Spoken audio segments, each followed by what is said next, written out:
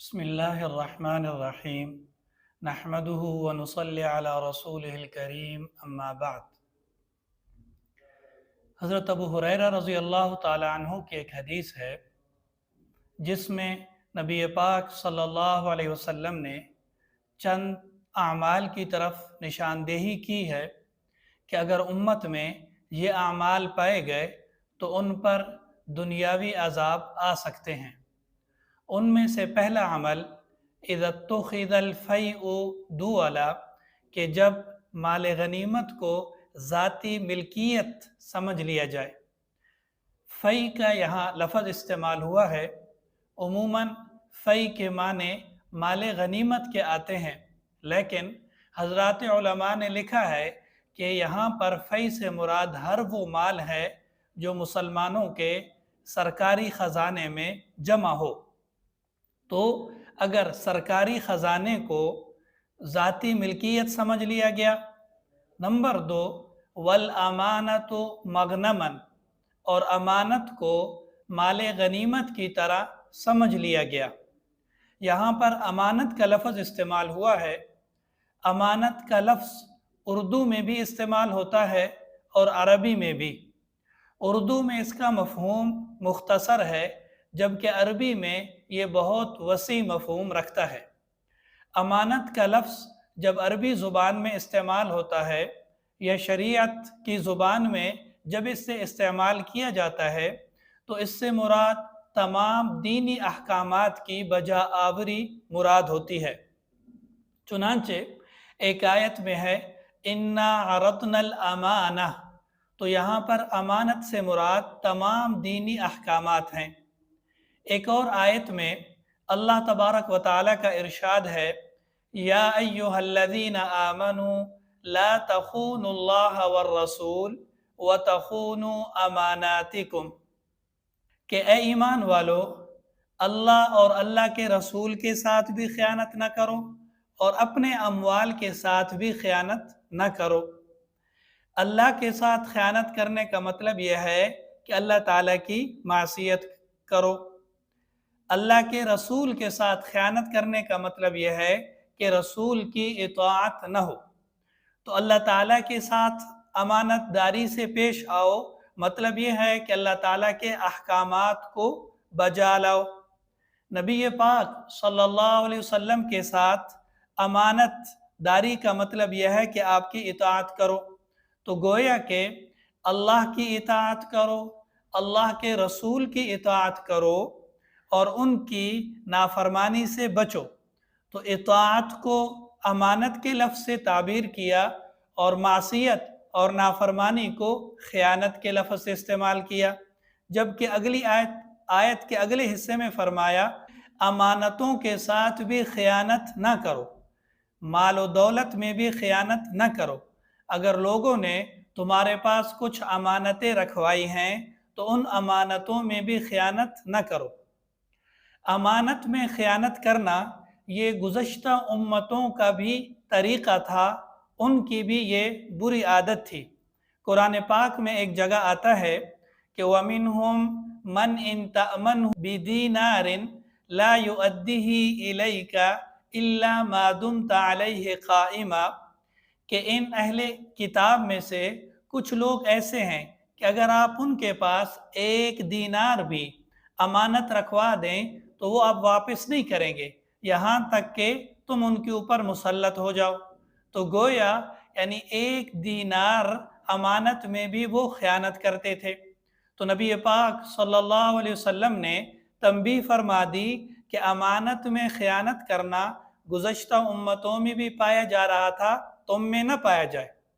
चुनांचे एक हदीस में है कि लतत्तबिउन्ना सुनन मन क़ब्लकुम, तुम अपने से पहली उम्मतों के तरीक़ों की इत्तिबा करोगे कि वो लोग भी ख़यानत करते थे, तुम लोग भी ख़यानत करोगे। तो दो निशानियाँ ज़िक्र फरमा दी। पहली निशानी ये कि माल गनीमत को, माल सरकारी ख़जाने को ज़ाती मिल्कियत समझ लिया जाए। नंबर 2, अमानत को माल गनीमत की तरह समझ लिया जाए। नंबर 3, वज़्ज़कातो मग़रमन, اور زکوٰۃ کو تاوان سمجھ لیا جائے۔ یعنی زکوٰۃ اللہ تبارک و تعالیٰ کی طرف سے ایک عائد کردہ فریضہ ہے جو مسلمانوں کے دلوں سے مال کی محبت ختم کرتا ہے۔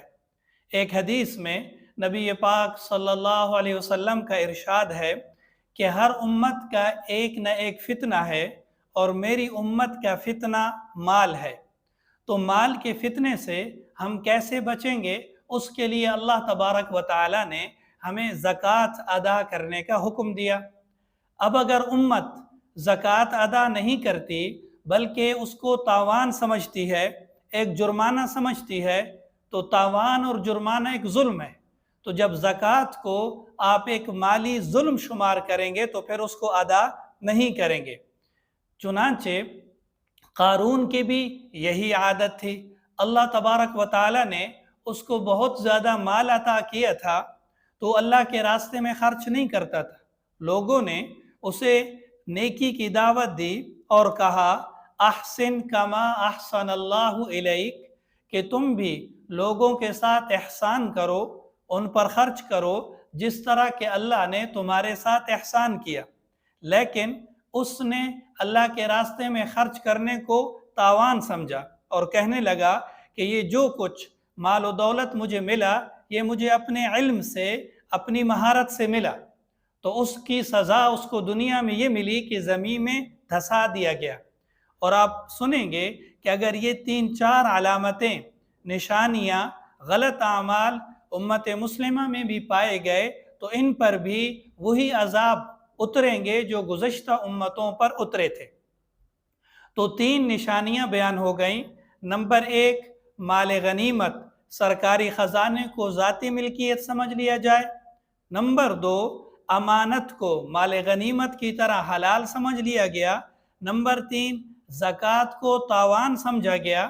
نمبر 4، وَتُعُلِّمَ لِغَيْرِ الدِّينِ، اور علم دین کو دین سیکھنے کی نیت کے علاوہ کسی نیت کے لیے سیکھا گیا۔ یعنی دین اللہ تبارک و تعالیٰ کی رضا حاصل کرنے کے لیے سیکھا جاتا ہے تاکہ اللہ تبارک و تعالیٰ کے احکامات کو بجا لایا جائے۔ اس نے اس نیت سے دین نہیں سیکھا بلکہ اس نے اس وجہ سے سیکھا کہ اس سے مال و دولت کمائے۔ دین اس وجہ سے سیکھا کہ جاہ و حشمت حاصل ہو۔ دین اس وجہ سے سیکھا کہ حکومت اور سلطنت ملے۔ دین اس وجہ سے سیکھا کہ نام و نمود اور شہرت ہو۔ غرض دین کو، دینی علم کو صحیح نیت کے علاوہ کسی دوسری نیت کے لیے اگر حاصل کیا جانے لگے، فَارْتَقِبُوا عِنْدَ ذَلِكَ، تو ایسے وقت میں تم انتظار کرو ریحًا حمراء، سرخ آندھی کی، تیز آندھیوں کی۔ تیز آندھیاں جب آتی ہیں تو اس کے ساتھ ساتھ پھر بے موسمی بارشیں بھی ہیں۔ تو تیز آندھیاں اور بے موسم بارشیں، اس سے مراد قحط ہوتا ہے۔ بے موسم بارش سے مراد یہ ہے کہ جس زمانے میں بارش کی ضرورت ہوتی ہے اس زمانے میں بارش نہیں ہوتی، اور جس زمانے میں فصل پک چکی ہوتی ہے اب ان کے کٹنے کا زمانہ ہوتا ہے، ایسے میں بارش کی ضرورت نہیں ہوتی۔ اگر اس وقت بارش آ جائے تو یہ اللہ تعالیٰ کا عذاب ہوتا ہے کہ ساری تیار شدہ فصل تباہ ہو جاتی ہے۔ تو اگر امت میں یہ 4 قسم کی خرابیاں پائی گئیں تو پھر انتظار کرو سرخ آندھیوں، بے موسم بارشوں کا، وَخَسْفًا، اور زمین میں دھنس جانے کا۔ جس طرح قارون نے، جو فرعون کے زمانے میں ایک مالدار شخص تھا، اس نے زکوٰۃ ادا نہیں کی تو زمین میں دھسا دیا گیا اور دھنستا چلا جا رہا ہے۔